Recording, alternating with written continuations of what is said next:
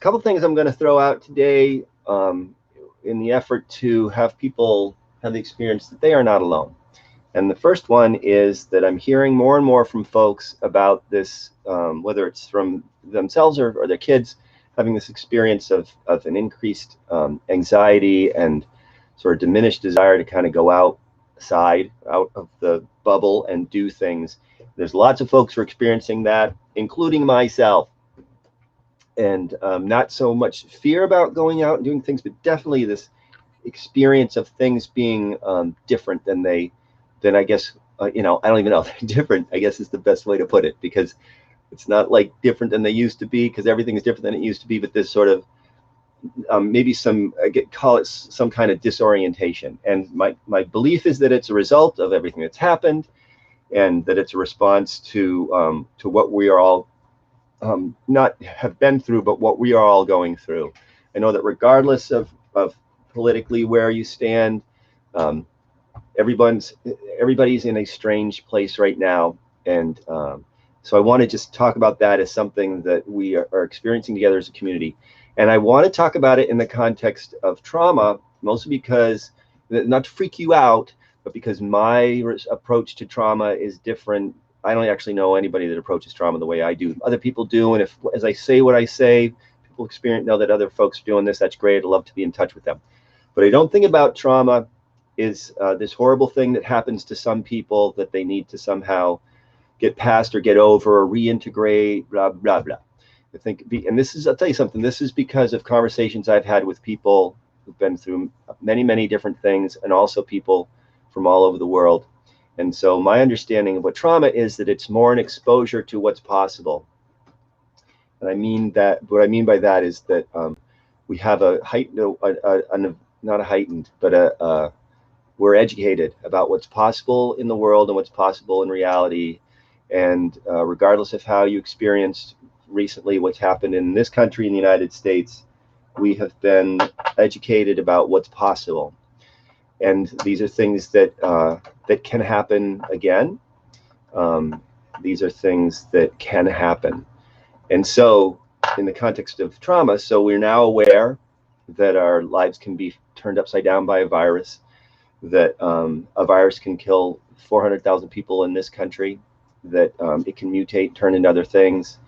Also that we as a country and as a world can come together to create a vaccine, and to many, many people who have done so much to be helpful to others in the context of everything that's going on. Those are also things that are possible. And so it's not about something happening that's unusual. It's about one of my friends, Joe McGeary, talks about the frame coming back, and more things that are possible are now included in the frame, and we're more aware.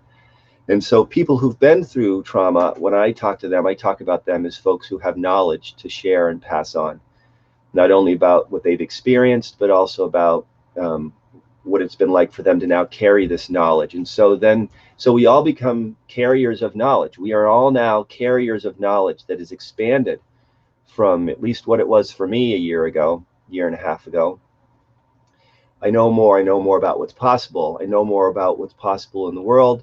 I know more about what's possible in the context of existence. And so it's not a bad thing in my way of thinking about it. It's something that we then carry and can carry on to others, because there's lots of times when other people who've experienced these things that we call trauma think that they're the only ones who've experienced it, feel alone and isolated because they don't know that anybody else has experienced it. One of the most important things for them to have happen is to come into contact with other folks who have experienced it as well. And so although there's global things that have happened in the context of the virus, there's also specific that made me cough. There's individual experiences that have happened that have been difficult, about specific things that have happened to individuals.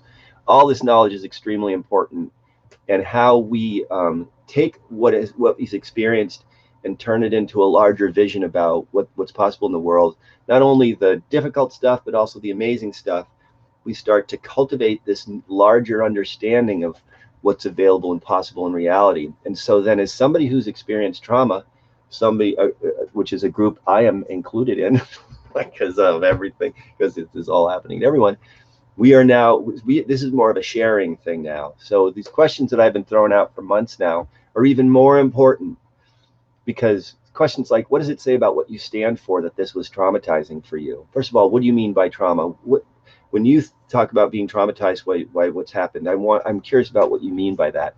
And then, what does it say about what you stand for and what you hold dear that this was traumatizing for you? So here's another little thing about trauma, because trauma is, in fact, my response to trauma is representative and emblematic of what I stand for, what matters to me. The reason why it was hard for me is specific and unique and important. The reason why it was hard for you is specific and unique and important. Understanding why it was hard for you is specific and unique and important. And not, so in that way, we're talking about why it was hard, not kind of moving past that it was hard. The reasons why it was hard are about what we stand for, what we hold dear, what we're passionate about, what matters to us.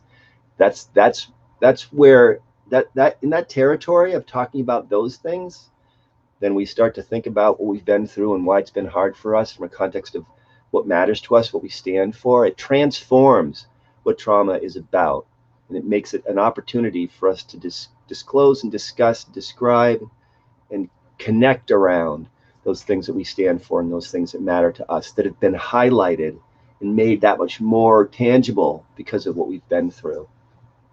So you see, so different. That's why I like doing it this way, because it's not about these horrible things that should never happen. I mean, I'm totally down with the idea that it would be awesome that bad stuff never happened. But it just doesn't work that way, because bad stuff does. And so we can either take up this position, no, that never should have happened, and act like it's going to go away somehow, which it won't, or we can take up a position of, these are things that are possible in the world. And when these things happen, we respond to them. And when we respond to them, we respond in ways that are about what we hold dear, what matters to us. And so when we ask each other questions about what we hold dear and what matters to us in the context of our response, we transform the conversation. And so that's what I'm about. And so I'm going to be talking about this a lot as we go through the next level. Here we are in this next level, in an effort to support and encourage. And if anyone wants to get directly in touch with me, please direct message me. I'm happy to talk to folks. Ultimately, the comments that show up on these social media sites, it's very hard for me to get to them. I don't know why. I'm just not good about it. Direct message is way easier for me and way more effective, because actually that's the kind of conversation that I want to have. The comment thing is a part of the problem. Commenting on somebody's post. I'm not interested in commenting on your post. I'm interested in having a conversation with you. I'm inviting people to have conversations with each other, but also I'd love to have a conversation with you about your response to these difficult circumstances and what it says about what matters to you and what you hold dear, and your hopes and dreams and desires in all this. So that's what's next for Dr. Joel. That's you know what I mean. I will be back tomorrow. Hope everybody's having a great day. Bye.